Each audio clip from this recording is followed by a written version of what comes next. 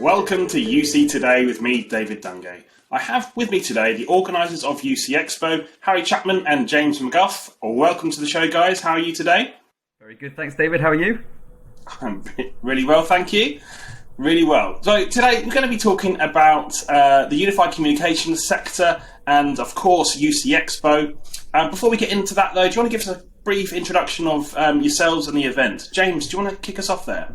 Yeah, I'm James McGough. I'm the Managing Director of Imago Tech Media, and we run some of the largest enterprise IT events in the UK, including UC Expo on the 6th and 7th of October. Brilliant. And Harry? My name's Harry Chapman, so I work in James's team, and my role is all about kind of supporting our product and content function, really getting into the market and knowing what people are wanting to hear about and talk about. Excellent. So we're all excited. UC Expo, the 6th and 7th of October coming up, big in-person event. Before we talk about the event, though, let's talk about some of the themes and challenges and the timing, of course. James, why now? Why is now a great time to hold an event like UC Expo? Yeah, I think that we're really lucky with the window that we've got, actually. It's great timing. But I think there's three main reasons why we're really looking forward to the show next month. Firstly, this is a bit of a moment in time for people going back into the office. I think they're moving away from short-term planning around their unified communication strategy into a long-term future of work.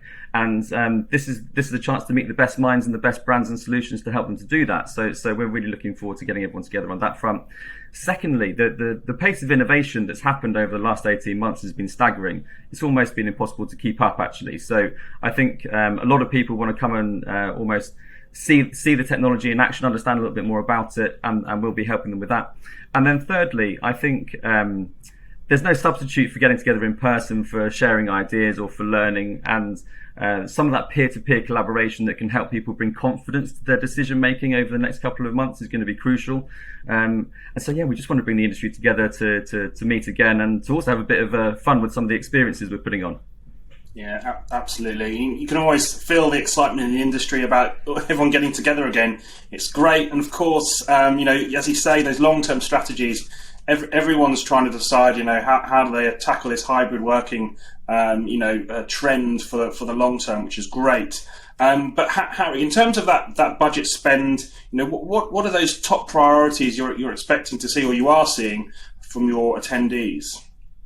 Yeah, going to that hybrid thing, David, it's really what we've picked out as a hybrid headache, and companies are really trying to figure this out at the moment. I mean, going back to James's point, that they're looking to learn from each other and taking this in at the event, but in terms of their spending, their budgets, they're going up.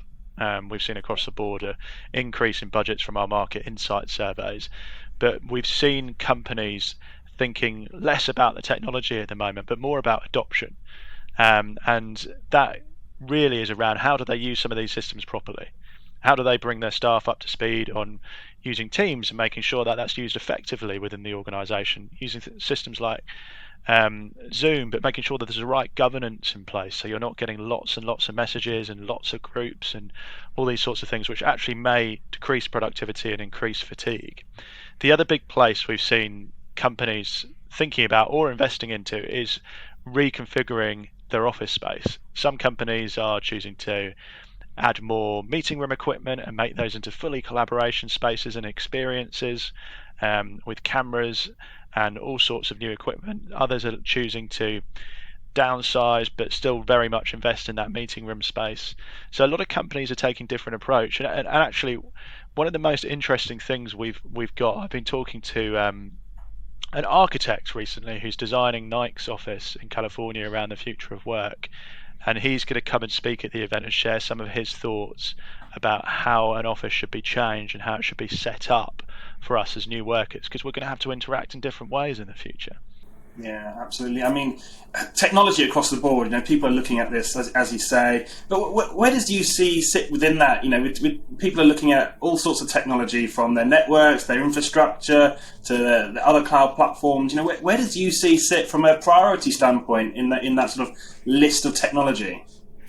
Yeah, I think that's been something that's been flipped on its head entirely in the last 18 months as well. I think that previously, if we were talking about unified communications, it might have been a just outside of a top 5 priority, but absolutely this is a top 3 priority area for organisations now. It is a pillar of digital transformation across pretty much every sector that we're talking to. So I think that we would see the top 3, as you say, sort of thinking about infrastructure transformation projects, particularly cloud transformation. Cybersecurity has been a huge area of investment for organisations, particularly around endpoint security, and unified communications, and obviously customer contact has been almost an essential for business continuity and making sure that companies can stay online. So certainly top 3 as a digital transformation now. Yeah, to add to that, David, James's point earlier about these all being interlinked, I think is quite critical when it comes to UC. So, hybrid work from its base is much less secure, and we're all using these types of systems to communicate now. The other big challenge I've heard a lot of companies talking about and they're facing is shadow IT. So that becomes much harder to secure if people are talking over different systems like WhatsApp, Facebook Messenger. What's that information going through? That's hard for compliance teams to manage. But really, if you don't have your cloud strategy right and underpinning your UC strategy and your security strategy right around that, you're going to fall head over heels and have a real problem for your organization. I really do think at this point on-prem is pretty much dead. Yeah, I think you're absolutely right. And, we saw the headlines, last year with some of the big vendors, that were fell foul of those security issues. But there's a whole swathe of issues beneath those that people are getting to grips with still, which is great, I guess. So James, you mentioned digital transformation there. That word, digital transformation, we've been talking about it for a while. Really feels like that's really come to life. It's moved beyond that sort of buzzword, if you like. Where does UC fit into this wider transformation that we're all talking about?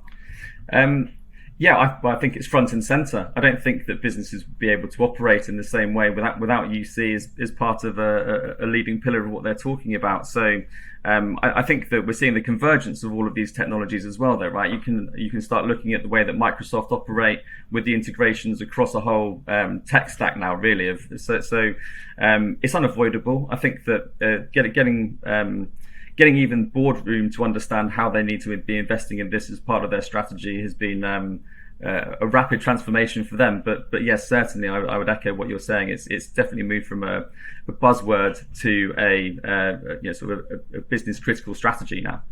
Yeah, I'm really, really interested in where UC is sitting in the minds of those senior directors, CIOs, CEOs today, because previously it might not have been on the agenda, but I think the last 18 months it very much has. What are your audience telling you about where UC sits in the mindset of these business leaders? The classic thing with a CIO is anything that's business critical is in his mind, and I think it's safe to say that over the past year, UC tools have become business critical. And certainly our feedback has been that this is very much a priority of a CIO or a CTO now, because without it, the business can't operate. And I think that's the thing everyone has to remember. When anything is business critical, it will be in the mind at board level or CIO level. And a lot of boards at the moment are struggling to figure out what the right balance is with hybrid and what tools to use, how to set up their offices, how their employees should communicate in the future. So it very much is being considered at the board level. Yeah. Absolutely, and those tools you talk about, Harry, we're all getting to grips with those. We have been for the last 18 months. The development cycles have been accelerating because of the trends we're seeing. Really interested though, where are you seeing this innovation right now? With the tools at the moment, I think the big innovation I'm seeing, or that I predict, is around use of AI and digital assistants. So we've been talking to Zoom about this recently. We're talking to some other companies. Those types of tools coming into their systems, helping you prepare for a meeting. You might be having a meeting with a potential client, and it looks at their LinkedIn profile and gives you some advice before. You may also be using digital assistants, and I think they're going to have a greater usage over the next 2 to 3 years in helping you plan your diary, making your life more balanced, and effectively doing some tasks for you. Those types of tools are big. We were talking before we came on, David, though, about Some of the potential with VR and AR tools as well. We've got some companies like UBS trialing VR at the moment to mimic trading floor environments. PwC are using it to do remote training. So things like that are really going to change our experience. The final thing to say is CPaaS. We've seen a big kind of focus on CPaaS, personalized experiences, in-app experiences through communication, and that's come up a lot in our conversations. People looking specifically for these more kind of personalized experiences for their customers. Yeah. What about culture these days? You know, we're talking about the tools and how to practically get our jobs done from a functional point of view, but building a culture in a remote or hybrid working world, you know, can be challenging as well. I mean, are you seeing this as a trend? Yeah, definitely. I think that it's all across the papers as well, isn't it? There's Zoom fatigue, there is mental health issues, there are well-being conversations that are being had. And actually, one of the great presentations or sessions that we've got at the show is from Bruce Daisley, who writes the Eat, Sleep, Work, Repeat podcast. And I think we've all felt a bit like that, haven't we? So certainly making sure that organisations have got the right culture in place to make sure that they're considering how their employees are feeling or how we're communicating with customers is essential. I think it's actually going to become a key factor with attracting and retaining talent, particularly with the new generation. They'll be looking at organisations who have got the right, sort of flexible working setup and the right technology that can make sure that they have a good experience of working somewhere. Tell us about the companies. What kind of companies have you got attending this year? So we've basically got the whole UC market taking part, David. We have anyone from Microsoft through to Google and Zoom involved in the event.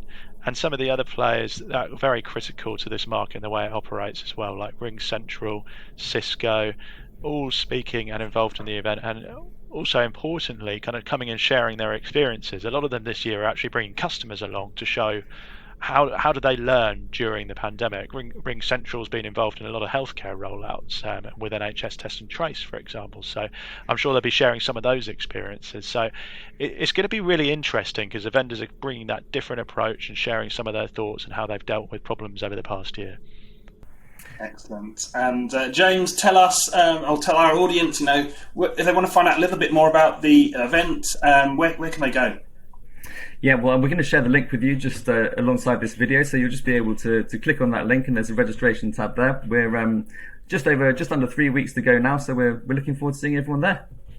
Excellent. As am I. I'm looking forward to getting back out there and meeting you both, and maybe for a drink as well. That'd be fantastic. Real in-person drink. Wonderful. Can't wait, David. Well, look, guys, thank you so much for joining me. Good luck with the show, and look forward to seeing you in October. Thanks very much, David. Thank you for watching. Been watching me, David Dungay, on UC Today. If you like today's conversation, please give us a like and a share on social media. It's greatly appreciated. That's it from me. I'll see you next time.